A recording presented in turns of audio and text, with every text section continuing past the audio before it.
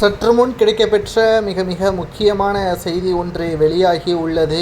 திராவிட முன்னேற்றக் கழகத்தில் இணைய உள்ளாரா அதிமுகவின் முன்னாள் அமைச்சர் செங்கோட்டையன்? வெளியான தகவலால் பரபரப்பு. மீண்டும் அதிமுக வெற்றி அடைவதற்கான வாய்ப்பே இல்லை என்ற தகவலின் அடிப்படையில்தான் தற்பொழுது செங்கோட்டையன் அவர்கள் இந்த முடிவை எடுத்திருப்பதாகவும் 3 முறை திமுகவில் இருந்து செங்கோட்டையனுக்கு தூது அனுப்பப்பட்டதாகவும் தற்பொழுது தகவல்கள் நமக்கு கிடைக்கப்பெற்றுள்ளது.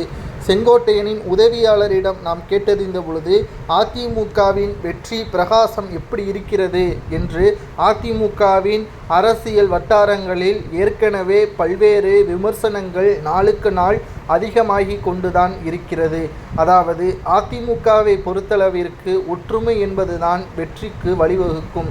எடப்பாடியை நம்பி தொண்டர்கள் பின்னால் சென்றார்கள். ஆனால் தொடர்ச்சியான தோல்விற்கு பிறகு தொண்டர்களால் உண்மை என்ன என்பது உணரப்பட்டது.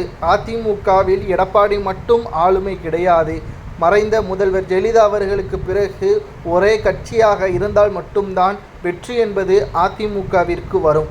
கடந்த 8 தேர்தல்களில் ஒரு தேர்தல்களில் கூட வெற்றி அடைய முடியவில்லை என்றால் எடப்பாடி என்ன தலைவர் என்ற கேள்வியை தான் தற்பொழுது தொண்டர்கள் முன்வைத்தார்கள். இதைத்தான் வட மாவட்டங்களில் செங்கோட்டையனிடம் பல்வேறு நிர்வாகிகளும் குற்றம் சாட்டினார்கள். தற்பொழுது செங்கோட்டையனும் அதற்காகத்தான் எடப்பாடியை எதிர்க்கக்கூடிய ஒரு சூழலும் கடந்த மாதம் ஏற்பட்டது.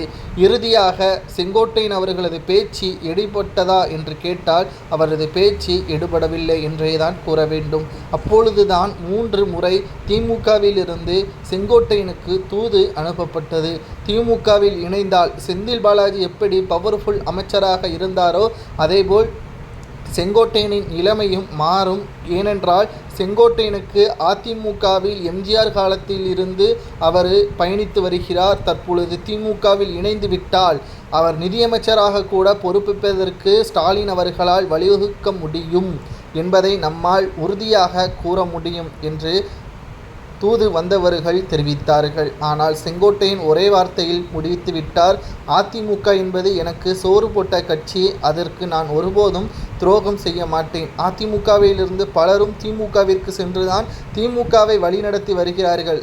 6 அமைச்சர்கள் தற்பொழுது திமுகவில் இணைந்திருக்கிறார்கள், அதிமுகவில் இருந்து விலகி என்பதையும் நேரடியாக தாக்கியுள்ளார். எனக்கு ஒருபோதும் அந்த நிலைமை வராது. அப்படியே கட்சியிலிருந்து என்னை நீக்கப்பட்டாலும் நான் வீட்டிலே இருப்பேனே தவிர பிற கட்சியில் இணைய மாட்டேன் என்று நேரடியாக கூறிவிட்டார் செங்கோட்டையன் அவர்கள்.